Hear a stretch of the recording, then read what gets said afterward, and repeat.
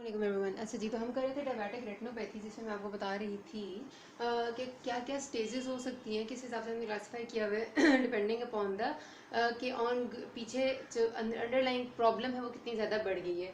सबसे पहली जो स्टेज थी जिसमें मैंने कहा था कि it is known as the background diabetic retinopathy, वो मैंने आपको बता दी, जिसमें हमारी जो 4 चेंजेस थी वो करेक्टरिस्टिक होती हैं, जो कि मरीड जिनको MRER उसका निमोनिक हो सकता है। फर्स्ट ऑफ ऑल माइक्रो एनेरिज्म्स, या फिर जो आपके माइक्रो एनेरिज्म डेवलप हो रहे थे, रेटिनल एडिमा है, एक्सुडेट्स हैं, और उसके साथ रेटिनल हेमरेज है। अच्छा जी, तो ये आप इस तरह से इसको याद रख सकते हैं कि दिस इज़ द मरीड चौक के माइक्रो एनेरिज्म्स है, रेटिनल एडिमा, एक्सुडेट जिसमें हार्ड एक्सुडेट है, एंड रेटिनल हेमरेजेस है। ठीक है।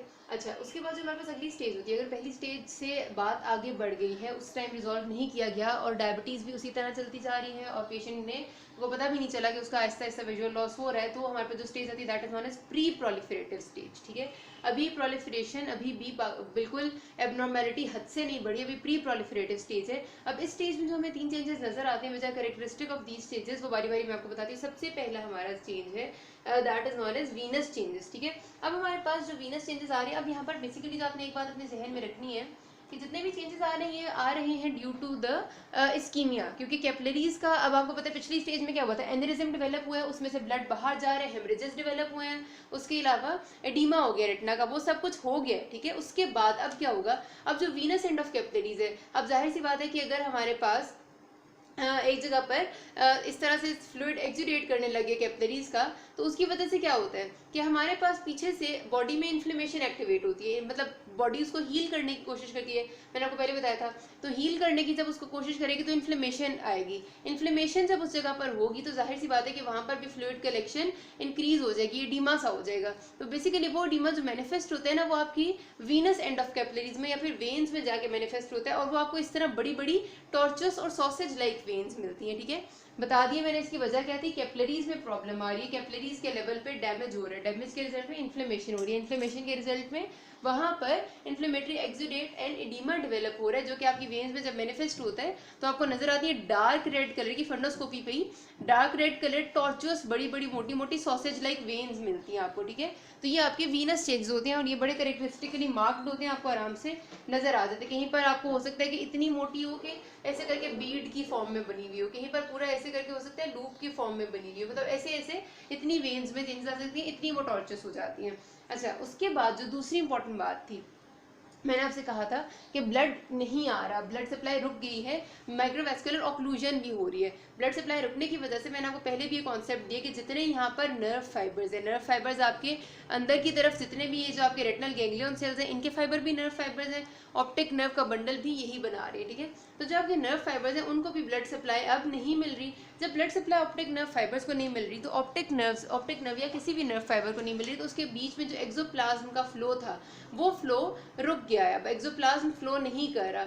उसका फ्लो जब नहीं होता तो उसकी जो हमारे पास जो फाइबर्स ऑफ द रेटिना है वो छोटे छोटे पीसेस में ऐसे टूटने लग जाते हैं। मतलब ये नहीं मैं कह रही कि बिल्कुल ऐसे फाइबर ऑफ रेटिना टूट जाता है, लेकिन उसका एक्सोप्लाज्म जो है ना, वो वहां पर जब ट्रेवल नहीं कर पाता, उसकी फ्लो रुक जाती है, तो वो लीक आउट होके आप समझे बाहर आके कलेक्शंस ऑफ फ्लूइड बनाने लग जाते हैं, या इन्फाक्टेड एरिया इन योर जो नर्व्स है वो अपेयर होने लग जाती है। तो वो जो इन्फाक्टेड एरिया, इन्फाक्ट क्या होता है, सेल डेथ हो जाना, जाहिर है एक जगह चीज़ को ब्लड सप्लाई चाहिए for its nutrition, for its flow, वो नहीं है, वो रुक गया है। तो यहाँ पर हमारे पास जो एक्सोप्लाज्म के जो इन्फाक्ट से बनेंगे ना, या ऐसे करके कलेक्शन होंगे, उसको हम कहते हैं कॉटन वूल स्पॉट्स या फिर सॉफ्ट एक्सुडेट्स। अब डिफरेंस क्या होता है, याद रखना, ये जो कॉटन वूल स्पॉट्स है ना, ये जो कॉटन वूल, नाम से पता चल रहा है कॉटन किसी नरम सी फ्लफी सी होती है ना, बिल्कुल इसी तरह की, जैसे मतलब ऐसे बिल्कुल नरम झाग सी फ्लफी सी। तो आपके जो कॉटन वूल स्पॉट्स जब भी अपेयर होते हैं, अपेयर ये भी येलो कलर के ही होंगे आपके फंडोस्कोपी में, लेकिन दे विल बी फ्लफी, इनके मार्जिन बहुत क्लियर कट डिमार्केटेड नहीं होंगे। ठीक है।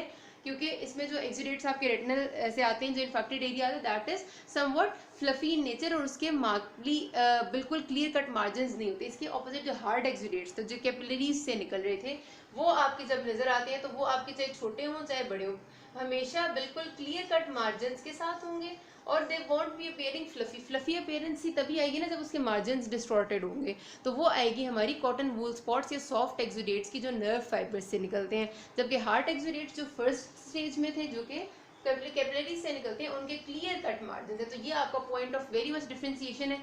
वैसे तो आपको जाहिर सी बात है कि जो लोग बार बार देखते रहते हैं वही इसको अप्रिशिएट कर पाते हैं आसानी से, लेकिन अगर आपको एक मोटा सा आइडिया देना हो या फिर आपसे कोई डिफरेंस पूछ ले कि आपने किस तरह करना है, तो this is a very well known and acceptable difference जो आप इसमें देख के कर सकते हैं, ठीक है। और आपको पता है कि कॉज तो दोनों की बिल्कुल डिफरेंट ही है, कॉज कह रही हूँ मतलब दोनों की डेवलपमेंट तो बिल्कुल डिफरेंट है। अच्छा, जो तीसरा यहाँ पर चेंज आता है दैट इज वॉशिंग इरमा, ठीक है।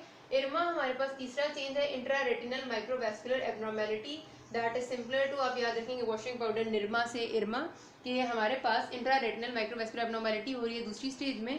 और इसमें क्या हो रहा है, अब कैपिलरीज जब हमारी बीच में से डिस्ट्रॉय हो रही हैं या फिर कैपिलरीज में प्रॉब्लम आ रही है जिसकी वजह से आर्टरीज और वेन्स अफेक्ट हो रही हैं, तो क्या होता है कि बॉडी आर्टरीज का बीच में, ये आर्टरी है सपोज करते हैं, ठीक है, और ये आई हमारी बीच में एक कैपिलरी और फिर आई वेन, ठीक है, ये वेन आ गई। तो क्या होता है कि कैपिलरी जब डिस्ट्रॉय हो जाती है तो हमारी बॉडी नेचुरली ये करती है कि आर्टरी और वेन का एक डायरेक्ट कनेक्शन बना देती है बाय नियोवैस्कुलर ग्रोथ, नई वेसल्स की थोड़ी सी ग्रोथ से, और शंट बन जाता है, एक शंट वेसल बन जाती है जिसने कैपिलरी को बीच से खत्म कर दिया, कैपिलरी को डिस्क्लूड कर दिया और डायरेक्ट आर्टरी वेन से कनेक्ट होगी, ठीक है।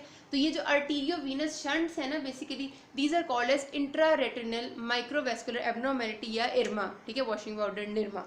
तो हमारे पास ये आर्टीरियो वीनस शंट्स, अब कैपिलरीज नहीं है, कैपिलरीज एक ऐसी स्ट्रक्चर थी जिनने बीच में अपना फंक्शन परफॉर्म करना था, जिनने ब्लड सप्लाई देनी थी, वही चलेगी, तो बीच में से इतना मेजर कंपोनेंट चला गया हमारे पास, ठीक है। तो ये भी हमारी बहुत बड़ी प्रॉब्लम होती है जो वहाँ पर हमें नजर आती है। सारी चेंजेस मैं आपको एक दफ़ा पिक्चर में एंड में दिखा दूंगी, ठीक है। अच्छा, ये स्टेज तो यहाँ पर खत्म हो जाती है, फिर स्टेज आती है प्रोलिफरेटिव स्टेज। ये बहुत इसके बाद जो है ना ज़्यादा खराबी शुरू हो जाती है, पिछली भी नो डाउट बहुत बड़ी खराबी थी, लेकिन अब इसके बाद जब प्रोलिफरेशन हो जाती है ना, फिर चेंजेस अब आने लग गए ऐसे जो कि इरिवर्सिबल होते हैं। सबसे पहला चेंज इसका जो है ना, जिसका हॉल मार्क है, जिससे हम कहते हैं कि yes this is proliferative stage, वो है रेटिनल नियोवैस्कुलराइजेशन। आपको नई वेसल्स की फॉर्मेशन नजर आएगी, वही बात है, इस्कीमिया हो रहा है ऑफ द रेटिना, इस्कीमिया की वजह से vascular endothelial growth factor release होता है और वो वैस्कुलर एंडोथेलियल ग्रोथ फैक्टर नई वेसल्स की फॉर्मेशन कराते हैं। नई वेसल्स की फॉर्मेशन जब आपको नजर आती है तो वो दो तरह से होती है। अगर ये आपका फंडस है, फंडस्कोपी पे आप देखते हैं तो ये आपका ऑप्टिक डिस्क वाला पॉइंट है, सपोज करते हैं, जो ब्राइट पॉइंट होता है। दो तरह से हो सकते हैं, या तो होता है कि बिल्कुल ऑप्टिक डिस्क के पॉइंट में नई वेसल्स अगर बनेगी जब भी आएंगी तो वो इस तरह से कुछ अपीयर होती हुई नजर आएंगी, आपको बिल्कुल क्लियर कट पता चल जाती है फंडोस्कोपी पे, ठीक है।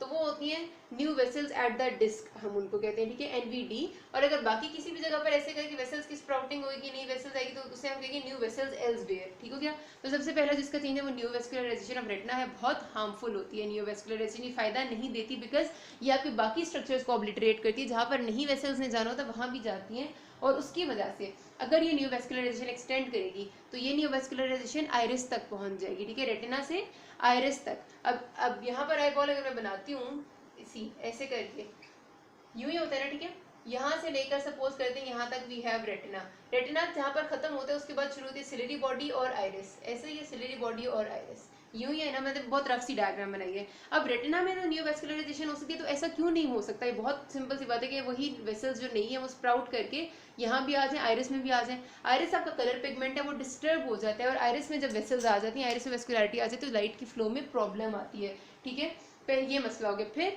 सिर्फ और सिर्फ ये नहीं होता बल्कि हमारे पास प्री रेटिनल एरिया में हेमरेज आ जाता है। अब ये तो रेटिना हमें नजर आ गया, ठीक है, रेटिना के आगे क्या पड़ा हुआ है, सारा का सारा विट्रस ह्यूमर पड़ा हुआ है, ठीक है, ये आपका विट्रस ह्यूमर है। अगर क्या हो कि विट्रस ह्यूमर अपने एरिया से डीटैच हो जाए, एक ये भी बात हो सकती है कि विट्रस ह्यूमर जहाँ पर रेटिना के साथ, वैसे तो मुसलसल रेटिना के साथ इनकॉन्टिन्यूस है ना, अगर यहाँ से वो डीटैच हो जाएगा और डीटैचमेंट के बाद between the vitreous and the retina यहाँ पर कलेक्शन हो जाए ऑफ योर ब्लड, तो एक ये भी जगह हो सकती है रेटिनल हेमरेज की, लेकिन इसको प्री रेटिनल नहीं कहेंगे। दूसरा ये हो सकता है कि रेटिना और विट्रस दोनों चीजें डिटैच हो जाए पीछे कोरोइड से, ठीक है, रेटिना के पीछे पड़ी हुई है कोरोइड की लेयर, अगर रेटिना डिटैच हो जाएगा कोरोइड से तो जो हमारे पास हेमरेज जो ब्लड है वो कोरोइड और रेटिना के बीच में यहाँ कलेक्ट हो जाएगा, ठीक है, उसको हम कहते हैं प्री रेटिनल हेमरेज। और वो क्यों होता है, वेसल्स जरूरत से ज्यादा बनती जा रही है, तो जाहिर सी बात है हेमरेज तो किसी भी जगह पर हो सकता है, तो प्री रेटिनल एरिया में भी हेमरेज हो सकता है, ठीक है, एक ये आपके पास कंडीशन डेवलप हो सकती है। फिर मैंने अभी आपको बता दिया कि अगर विट्रस ह्यूमर है, विट्रस ह्यूमर में ब्लड वेसल्स आ गई तो vitreous haemorrhage sudden vision loss कर देता है आपका, ठीक है। अच्छा, उसके बाद tractional detachment of retina. Traction का मतलब है कि एक चीज़ पे जोर पड़ रहा है। अगर हमारे पास किसी वजह से, मतलब यही न्यू वेस्कुलराइजेशन थी जिसने रेटिना और कोरोइड के बीच में आहिस्ता आहिस्ता ब्लड की कलेक्शन शुरू कर दी। पहले रेटिना था अटैच, डिटैच नहीं था, लेकिन ब्लड तो कलेक्ट हो रहा था ना। आहिस्ता आहिस्ता क्या होगा, प्रेशर बढ़ता जाएगा, ब्लड मजीद कलेक्ट होता जाएगा और आहिस्ता आहिस्ता प्रेशर पड़ने की वजह से रेटिना डिटैच हो जाएगा। तो this is known as tractional detachment of retina. और सिर्फ ये नियोवैस्कुलराइजेशन ऑफ वेसल्स की वजह से नहीं होता, बल्कि साथ साथ फाइबर्स भी बन रहे होते हैं उस जगह पे, ठीक है। तो आपके पास ये सारी चेंजेस जो है ना, दीज आर प्रोलिफरेटिव चेंजेस। अब आप देखेंगे अगर आप, तो समझ आएगा आपको कि इससे पहले की जो फर्स्ट 2 स्टेजेस है उसमें सिर्फ रेटिना अफेक्ट हो रहा था, लेकिन अब जो स्टेजेस आ रही हैं इनमें आपके रेटिना के आसपास के बाकी स्ट्रक्चर्स भी इफेक्ट हो रहे हैं, उसके पीछे के स्ट्रक्चर, उसके आगे विट्रस, उसके आगे आइरिस। तो this is a proliferative stage जो दूसरे एरियाज में प्रोलिफरेट कर रही है, इसीलिए इसको प्रोलिफरेटिव कहते हैं, ठीक है। तो अपने बात याद रखनी है। अच्छा, इसके बाद हमारे पास इसकी तस्वीर देख लेते हैं और फिर बाकी अगले वीडियो में करते हैं। सबसे पहले आप ये देखिएगा, ये आपको जो वेन नज़र आ रही है कितनी ज़्यादा डायलेटेड वेन है, और इसमें ये बीड लाइक अपीयरेंस भी बनी हुई है, यहाँ भी बीड लाइक, ये तो चलो ब्लॉट है, हेमरेज है। तो ये आपकी जो पूरी डायलेटेड टॉर्चुअस वेन है, this is known as your venous change in pre proliferative stage. फिर ये जो है ना, दिस हैज़, इसके आपके क्लियर कट मार्जिन नहीं है। ज़ाहिर है पिक्चर में आपको उतना अच्छा तो नज़र नहीं आ सकता। तो ये सॉफ्ट एक्जुडेट या कॉटन वूल स्पॉट है, और ये जिसके क्लियर कट मार्जिन है ये हार्ड एक्जुडेट्स है, ठीक है। डिफरेंस बस वही है जो मैंने आपको बता दी है। और ये आपके वो पिछले स्टेज के डार्क ब्लॉट्स हैं, ठीक है। अच्छा, अब इधर आप देखेंगे तो आपको क्या नज़र आएगी, यहाँ पर ये देखिएगा कि इस जगह पर आपको सारी नई वेसल्स एकदम से नज़र आ रही हैं। एक second, these are known as new vessels at the disc. Disc वाले पॉइंट पे न्यू वेसल्स की फॉर्मेशन सी, ये सारी की सारी आपकी new vessels at the disc हैं। आसपास ये डायलेटेड वेन्स नज़र आ रही हैं। ये देखिए, ये आपको कॉटन वूल स्पॉट्स नज़र आ रहे हैं। तो किस तरह से, अब ये हार्ड एक्जुडेट उन्होंने बताया बिकॉज इसके मार्जिन क्लियर हैं। तो ये इस तरह से आपको सारी चीज़ें नज़र आती हैं। यहाँ तक ये इसको मैं ख़त्म करती हूँ, बाकी अगले पार्ट में बताती हूँ। अभी तक कोई मसला हो या फिर आस्क मी। Thank you.